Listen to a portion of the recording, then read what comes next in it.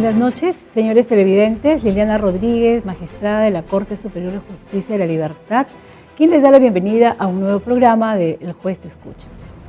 Un programa el cual es transmitido a ustedes por un esfuerzo de profesionales que colaboran activamente con la presidencia de la Corte Superior de Justicia de la Libertad, que lidera el magistrado, señor presidente, doctor Augusto Ruiz Farfán. Una Corte Superior que por la trayectoria es la primera Corte Republicana en el Perú, y como tal, esta noche tenemos un programa muy importante sobre un tema de actualidad referido a la infracción en menores. Quiero hacerles recordar que tienen ustedes la oportunidad de ver este programa y los anteriores a través de las páginas que encontramos y son vistas en su pantalla. Asimismo, en la página de nuestra institución www.pjlalibertad.pe. Tendremos como invitados, tal como les anunciara, a dos magistrados especializados en familia, la doctora Ivonne Lucar Vargas y el doctor Marcos Celis, jueces especializados quienes nos referirán diferentes temas o aspectos de la convocatoria que es referida a la infracción en menores. Sabemos que en nuestro país somos aproximadamente más de 30 millones de habitantes y como tal corresponden a este grupo poblacional de menores de edad un 49% aproximadamente, de los cuales el 46% de este grupo son menores de edad que viven en situación de vulnerabilidad o pobreza. Y ello corresponde a un problema que el Poder Judicial viene afrontando a través de lineamientos y políticas en las cuales viene realizando en la presente gestión, y la Corte Superior de Justicia de la Libertad no es ajena. A ello se deben esfuerzos en primer orden al irrestricto cumplimiento de normas de carácter internacional y el poder de alguna manera resolver los conflictos que se dan en nuestro departamento a través de los pobladores, quienes se les va a indicar en este programa los derechos que les asiste a estos menores de edad, personas cuya edad fluctúa entre 0 años de edad y 18 años de edad. ¿Cuál es el tratamiento que se les debe dar a ellos, así como los derechos primordiales o inmediatos que ellos deben de tener? Veremos a continuación en la entrevista que tendremos a los profesionales que nos expondrán los problemas álgidos que nuestra población liberteña pide solucionar. Ello veremos luego de unos breves comerciales.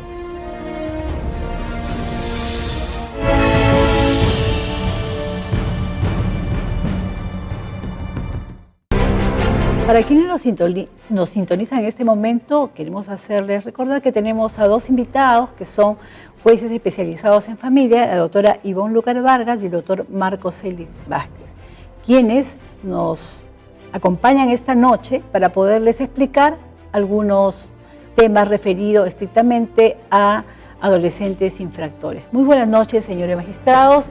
Gracias por estar en este programa. Buenas noches, doctora. Muchas gracias también por la invitación. Igualmente, muy agradecido por su invitación. Gracias. Quisiéramos que usted nos explique, dado a que vemos que gran grupo de población, de menores, en los cuales se avisora que no tendrían familia o personas que puedan ayudarlos para desarrollarse libremente estos niños. Vemos a menores que mendigan por las calles o realizando trabajos que constituyen una afrenta a menores de edad. Respecto a ello, ¿cuál es la participación, en todo caso, la potestad que tendrían los despachos de familia respecto a estos menores que se consideran en abandono? Si me permite, doctora, usted justamente en la parte introductoria habló, ¿no? Nosotros estamos como jueces de familia a cargo de procesos tutelares que le llamamos, justamente de niños o adolescentes que están en situación de riesgo, que le llamamos, ¿no? Situación de riesgo justamente porque vienen de hogares desintegrados, no hay personas a cargo de ellas, que quien los pueda orientar, quien los pueda guiar, y muchas veces más adelante pues van a estar inmersos en a lo mejor en alguna comisión de un delito, ¿no? Tenemos dos procesos: proceso tutelar para aquellos adolescentes o niños que están en ese tema de riesgo, ¿no? Y luego, a partir de 14 años, ya conocemos a los casos de adolescentes que cometen ilícitos, ¿no? A partir de 14 hasta 18 ya que tienen otras normas que también se tienen que resolver de acuerdo a esos casos. ¿Podríamos nosotros explicar a nuestros televidentes? Entonces, ¿existe en materia de familia, podríamos decir, una clasificación para emitir los procedimientos a favor de los menores? Bien, en primer lugar hay dos procedimientos, como decía la doctora. Tenemos un procedimiento de niños en abandono, pero que no han cometido acciones delictivas, o sea, de infracciones, y aquellos adolescentes o niños que han cometido acciones delictivas, o lo que llamamos infracciones. En el caso de los menores en abandono, el juzgado de familia, contando con la participación y colaboración del fiscal de familia, realiza una investigación, y en el caso de un desamparo total de un niño, evidentemente existe la decisión judicial de albergarlos en diferentes locales que tenemos en Trujillo, pero la preocupación actual de la gran mayoría de la población está referido a los adolescentes que cometen delitos. Entonces ahí tenemos que clasificar cuanto a las edades. A partir de los 14 años, como bien mencionaba la doctora, estos adolescentes sí son susceptibles de una sanción, que en el caso de adolescentes se refiere a una medida socioeducativa, no se refiere ni esa es la sanción que le corresponde. Menores de 14 años no son susceptibles de una medida socioeducativa, sino de una medida de protección por la misma su edad. Y para poder ser declarados como tal en el grupo, niños de hasta los 14 años, ¿cuáles serían las características para poderse realizar un procedimiento a favor de ellos? En el caso de menores de 14 años, en primer lugar, como lo mencioné en la parte inicial, tiene que haber dos cosas. Tenemos que separar el niño o adolescente que haya cometido una infracción, que es diferente el procedimiento al niño o adolescente que no haya cometido una infracción. Entonces, en el caso de niños los cuales han sido abandonados de una manera general, personas, por ejemplo, que se dedican en este caso a padres que a veces son delincuentes, ¿no? Abandonan a sus hijos en totalmente al estado de abandono y no tienen ningún familiar cercano que los pueda albergar. El juez de familia evidentemente inicia un proceso para que al final, si es que no existe ningún familiar que pueda tenerlos, que pueda protegerlos, el juez decide que evidentemente este niño tiene que continuar desarrollando su vida, pero en un albergue, que es la última instancia, pero se da prioridad a que este niño sea acogido por un familiar. O sea que es el Estado, a través de la institución, en este caso el Poder Judicial, que protege a estos niños, pero en nuestro distrito judicial, nosotros, ¿qué tipo de instituciones tendríamos que puedan albergar a este grupo de menores? Bueno, tenemos el Hogar de la Niña, para el caso de niñas, ¿no? El Hogar de la Niña, tenemos el hogar también Víctor Raúl, que queda en Quirihuac, tenemos unos hogares privados, pero que tienen que estar supervisados para que nosotros, los jueces o por mandato fiscal, puedan ingresar esos niños, ¿no? Cuando también la misma norma dice, ¿no? O sea, la situación de pobreza en ningún caso va a meritar que al final de lo que se investigue, ese niño o ese adolescente vaya a ingresar a un hogar, ¿no? Simplemente se trata de que ese niño o ese adolescente que a lo mejor estuvo en una oportunidad, en una situación de riesgo, tenga condiciones mínimas, ¿no? Y que haya mejorado, ¿no? Con una supervisión, con unas visitas que hace el equipo multidisciplinario, pueda mejorar sus condiciones de vida, ¿no? No en grandeza, pero sí mejorar en cuanto a atención. Esas condiciones de vida, quisiera que expliquen a los televidentes, ¿consiste solamente en darle la permanencia, vivienda, alimentación en estos albergues, o de alguna manera también qué tipo de ayuda profesional, ¿no? Claro, en un albergue cuentan con un enfoque multidisciplinario. En primer lugar, se verá por su educación y su salud, que es lo más importante, ¿no? Los niños albergados no pueden dejar de tener actividad escolar, que es lo más importante. Tienen una salud atendida por el Estado a través del Ministerio de la Mujer, el mismo Poder Judicial también participa. Los seguimientos tienen una ayuda psicológica, entonces tienen una ayuda total. Inclusive, estando albergados, ya puede existir la posibilidad de que algún familiar inclusive ya tenga la posibilidad de acogerlos, entonces se puede pedir inclusive ser acogidos ya por un familiar a fin de que ellos sean externados del albergue, pero eso en el caso de abandono, ¿no?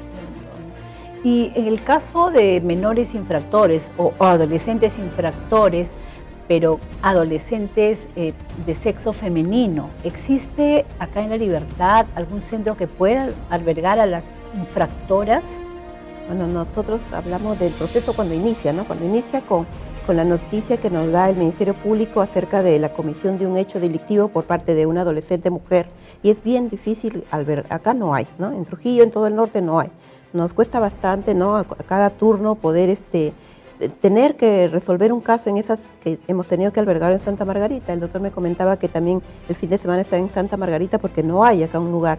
Y, o sea, los de Paz, como le mencionaba, el Hogar de la Niña solamente es una institución para niñas en abandono, que no podemos, pues, niñas que están en investigación, que todavía no se establece cuál es su situación jurídica, si realmente son infractoras o no, pero de todas maneras debería haber una institución, ¿no? Que es un clamor que ya debería tener en todo el norte, no existe solo en Lima.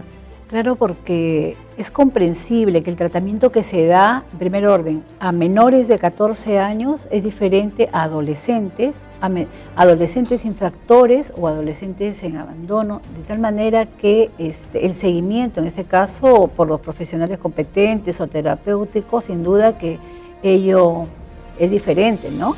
Y como ustedes indican, existen estos problemas que se suscitan ante las infractoras o personas de sexo femenino. Bien, además es necesario que ustedes puedan explicar a nuestros televidentes estos menores infractores que son objetos de un proceso penal, un proceso a favor de ellos, un proceso estrictamente que se tutela cuando hay la infracción a una norma de carácter penal. Se siguen las pautas y el procedimiento y las garantías que conlleva un debido proceso, ¿no? Porque finalmente hemos escuchado nosotros en la población a muchos casos que son mediáticos, inclusive a nivel nacional, y en los que se ha visto penas y a veces hasta muy incomprensible, ¿no? Podríamos decir que son incomprensibles. Esto y mucho más quisiéramos que ustedes nos pudieran absolver luego de que regresamos de una pausa comercial.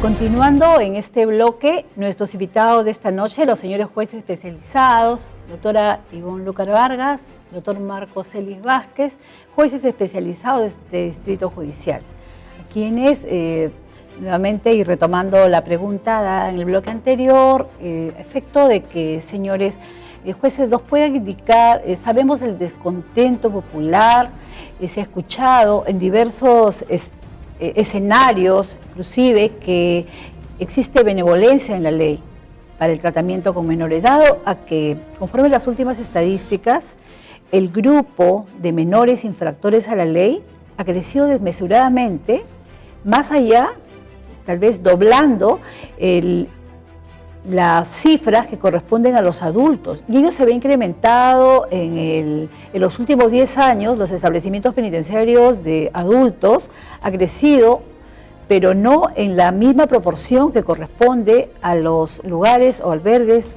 o centros para menores. Quisiera que usted nos hable en primer orden de la cifra, cómo es que en la casuística y usted la experiencia que viven día a día.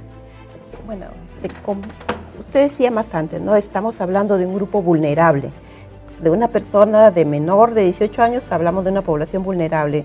Las condiciones, por qué llevan a cometer estos ilícitos es otro tema, ¿no? Pero ¿cuál es la lectura que tiene la población en general y no solamente nosotros como magistrados, sino cualquier familiar cercano a nosotros? ¿Por qué ponemos unas sanciones tan pequeñas? Dicen, no hablamos de sanciones, como decíamos, sino medidas socioeducativas. Porque son esas medidas las que están establecidas en nuestra legislación, que van a hacer que el adolescente que cometió un ilícito en un determinado momento se llegue a restablecerse en nuestra sociedad. Tenemos un proceso que es súper breve, es de 50 días. Cuando tenemos que comete un delito, un adolescente, tenemos 50 días para investigar y establecer si es o no responsable y determinar su medida socioeducativa. Cuando es internamiento, en estos 50 días debemos hacerlos. De reunir toda la prueba, tener un dictamen fiscal y luego sentenciar. Ahora, el tema, ¿por qué no podemos poner mayores medidas, un mayor rango? Estamos nosotros suscritos y todos sabemos ratificados a convenios como la Convención, ¿no? el Tratado de Beijing, que nos impiden, ¿no? Y la misma legislación ya nos está establecido como tope. La medida subjetiva mayor es de 6 años, ¿no? Por más un delito que sea pues execrable, que vemos homicidios, violaciones. Yo en este turno que pasado he tenido 4 violaciones y la medida socioeducativa mayor siempre va a ser 6 años. Sí se ve el incremento. Sí se ve incremento, como decía, pues hará unos 4 años atrás que ya conocemos todos los juzgados de familia, este tema penal, no era esta incidencia, ¿no? Ahora no había tanto adolescente que internábamos, porque eran mayormente los delitos, como decía el doctor Marco, ¿no?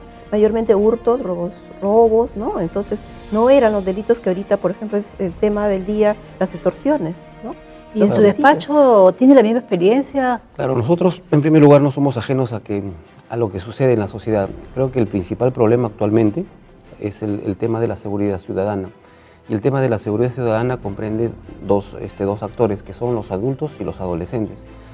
Creo que sin lugar a dudas hace 3 años se ha incrementado exponencialmente la actuación de adolescentes, porque tiene en primer lugar una explicación. Primero, legislativa. El año pasado se promulgó modificaciones a través de las cuales en los delitos graves, por ejemplo como el robo agravado, el secuestro, se eliminó los beneficios penitenciarios para los adultos. En consecuencia, la gran mayoría de delitos o de autores están desplazándose a los adolescentes. En consecuencia, los adolescentes ahora son las personas que cometen el robo agravado, cometen una serie de delitos. Entonces, esa es la primera explicación. Pero en segundo lugar, nosotros tenemos que indicar a la población, porque somos quienes estamos al frente de los procesos, que tales procesos de adolescentes son garantizados con el derecho a la defensa y las garantías mínimas para este proceso. Cierto.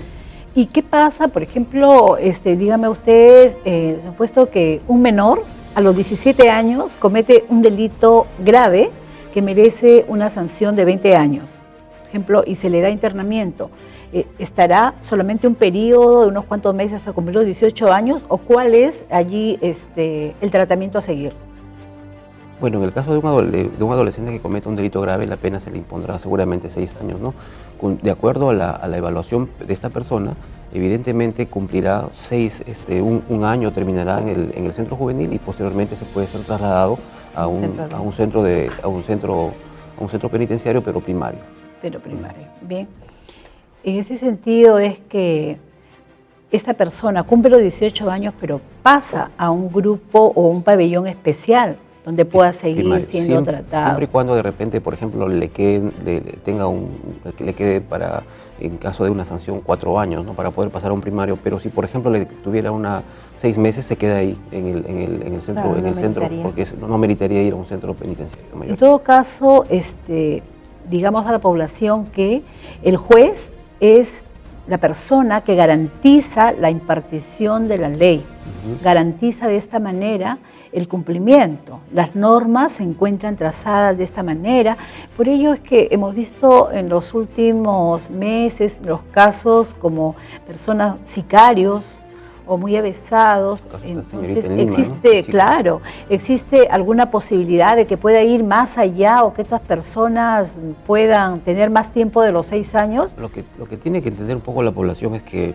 una cosa es, tiene que diferenciar que el autor, en este caso es un adolescente que tiene 14, 15 años, el cual es vulnerable, es una persona inmadura. Todavía no está desarrollada. No está desarrollada, consecuentemente es distinta la actuación de esta persona a una persona que tiene 25, 30 años, ¿no? Entonces, por eso que justamente quienes están a cargo son los jueces de familia y los fiscales de familia. Pero y esa pregunta les hacía a propósito porque se ha escuchado y a través de medios de comunicación y pedidos en el país que debe de bajarse la edad que corresponde a los menores, la tutela de 18 años a 16. Entonces, ¿qué opinión me merecen ustedes respecto a ello? El clamor álgido de algunos grupos sectarios que indican que debe ser la protección, tutela solamente de 0 a 16 años. No me parece porque en primer lugar tendríamos también, ¿no? Todos en general seríamos adultos, ¿no? Cualquier niño adolescente a los 16 para ejercer derechos también, ¿no? Para ejercer libremente cualquier derecho. Además que también una persona, como decía el doctor Marco, 16 años no es una persona desarrollada completamente, su desarrollo psíquico, no solamente biológico, sino psicosocial no es completo a esa edad, no me parece, no sé, a lo mejor pues hay un planteamiento a través de una norma del Congreso, pero... Es comprensible, el clamor, el reclamo es comprensible de la sociedad, pero justamente las instituciones, en este caso nosotros, los jueces de familia, los fiscales de familia, evidentemente comprendemos que esa situación no puede ser, o sea, no resulta asequible. En tanto podría, creo, opinamos, darse una medida tal vez transitoria, ¿no? Porque acá las cuestiones son diferentes, porque tendría que irse más allá a la educación en familia, cuestión de valores, pero esa es como una medida a largo plazo. A medida a corto plazo, tal vez ustedes dirán con la experiencia que tienen en el ámbito de familia, su especialización, podría darse tal vez centros o albergues para menores que tienen conductas muy agresivas con la sociedad, con mayor resguardo, tanto para que tengan un cumplimiento y con mayor rigurosidad en el tratamiento psicoterapéutico, trabajar más los profesionales involucrados en ello, para poder salir de ese grupo y como se les va a tener de alguna manera no en acción con el grupo delincuencial o banda que ha sido captado, podría rescatarse a ese adolescente. Justamente la denominación que tienen estos centros juveniles son centros de diagnóstico y rehabilitación. No se puede hablar de centros penitenciarios porque justamente un adolescente, por su estado y por su edad, es un adolescente que se puede rehabilitar y es plenamente susceptible de rehabilitación y de cambio para la sociedad. Por eso que no se le puede tomar a un adolescente como un delincuente y nunca se le puede denominar delincuente, sino infractor, porque justamente es vulnerable e inmaduro. Claro. En todo caso, las medidas tendrían que ser de resguardo a él y siempre a favor, ¿no? Y es que sin duda que dentro de ese contexto es que se ha trazado estos lineamientos el Poder Judicial y viene agresivamente dando a los jueces de familia capacitación. Hemos visto mesas de trabajo en las que ustedes intervienen, la Corte Superior de Justicia de la Libertad. Este año próximo pasado y en el presente año ha realizado mesas de trabajo con equipos de profesionales multidisciplinarios y se seguirán realizando. ¿Cuáles son los lineamientos del despacho de familia?